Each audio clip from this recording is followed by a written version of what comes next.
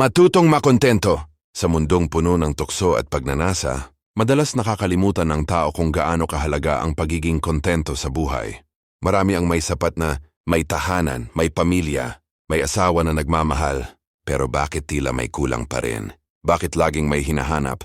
Kahit nasa harap na nila ang lahat ng dahilan para maging masaya, ang totoo hindi kulang ang buhay natin.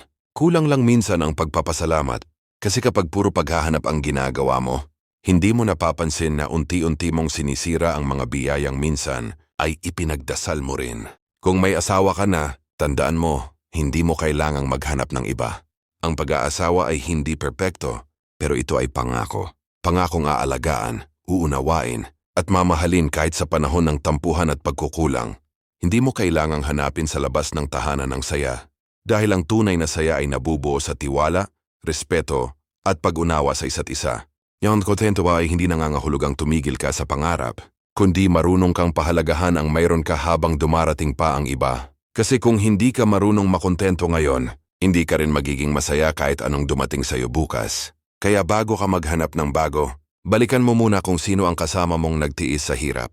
Yung asawa mong nakasama mo sa panahon ng walang-wala, yung kasama mong humawak sa kamay mo kahit umiiyak ka sa problema. Huwag mong sirain ang tiwala at tahanang pinaghirapan ninyong buuin.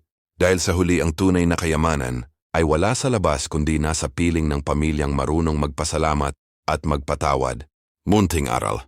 Ang pagiging kontento ay kapayapaan, ang kataksilan ay kapahamakan. Kung anong meron ka ngayon alagaan mo, pahalagahan mo at ipagpasalamat mo. Dahil baka pag nawala, dun mo lang maramdaman kung gaano ka pala kayaman noon.